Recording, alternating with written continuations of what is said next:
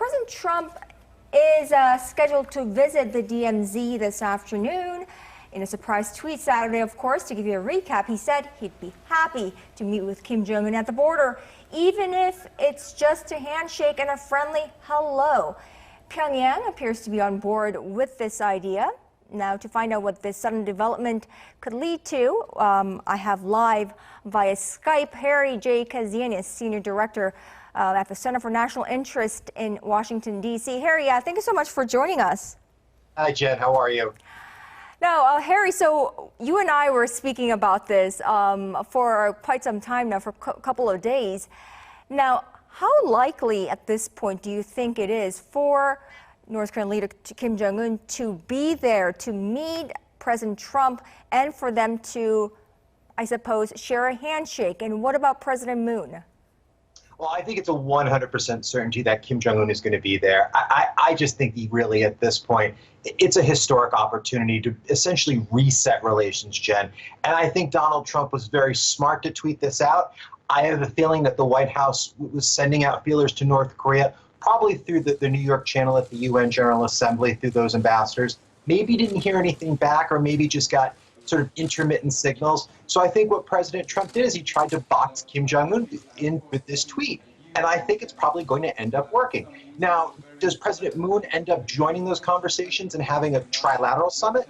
I think so, to be honest with you. I mean, even if the North Koreans are against having President Moon there, they can always edit him out of the footage in KCNA or other North Korean outlets. So I think this is going to happen. So apparently we are going to see something historic today. Perhaps President Trump even floated the idea that he could step over the demarcation line, which would make him the first U.S. president ever to step on North Korean soil. So that's probably another good optics for President Trump, perhaps. We've seen various developments since the failure of the Hanoi summit, or when President Trump walked out on that, including Kim meeting Russian President Vladimir Putin, Kim hosting Chinese President Xi Jinping in Pyongyang, and then this exchange of personal letters between Kim and Trump. Do you expect a change in Washington's FFVD stance following these developments? Is there any likelihood that they might ease sanctions for North Korea at any cost? I think there is, Jen. I think people in the administration, the NSC, and the White House staff, I think they're very slowly coming around to the idea that a compromise solution with North Korea is going to be the best solution. What I think you could see happen, I don't think you're going to see this happen today, but in the weeks and months ahead, an agreement where the White House agrees to suspend sanctions. Not eliminate them, but maybe suspend them for a year. That gives the White House the opportunity to say the maximum pressure campaign is still going on. We're not eliminating the sanctions, but we're allowing the North Koreans to essentially buy some good international will. Now, the North Koreans would have to trade something substantial. It would probably be the full 300 buildings plus at the Yongbyon nuclear facility. It's the crown jewel of North Korea's nuclear program. And I think that's the auspices of a deal. I mean, that's essentially a bigger deal than what would have came from Hanoi. You might see things like a peace declaration in the Korean War, liaison offices. I think all that can be part of a package. But I think Washington at this point is really the only thing that's holding this up, having such a hardcore stance on sanctions. But I think if Trump says he'd suspend them, I think that's a formula that works for everyone.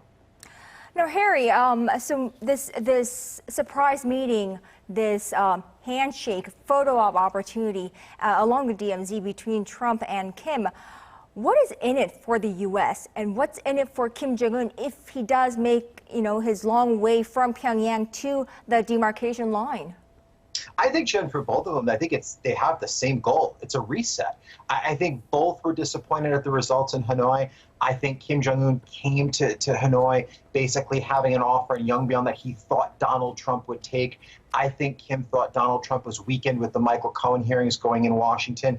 And in some respects, Kim was probably right. Donald Trump was not in a position to compromise with North Korea. He did not want progressives and neoconservatives bashing him both at the same time when he had no idea what was going to happen with the Mueller report.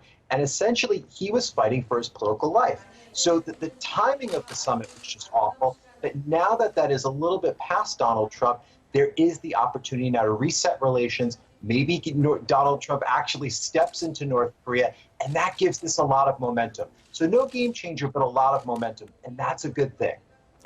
Now, Kim Jong-un reportedly told Chinese President Xi Jinping when Xi Jinping was visiting Pyongyang that North Korea's ultimate goal of denuclearization is its regime security. Now, is there a viable way to guarantee North Korea this regime survival of security?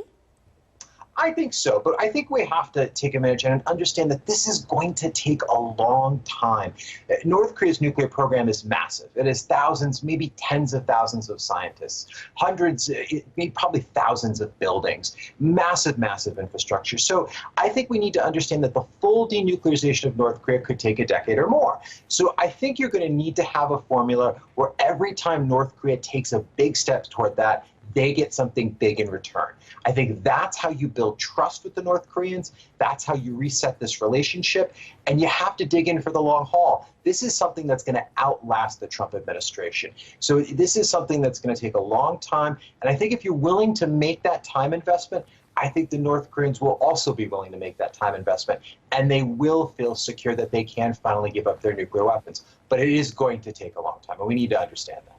Absolutely. Well, Harry, we're going to have a lot more to talk about with you as soon as this meeting this afternoon is over, perhaps tomorrow morning Korea time.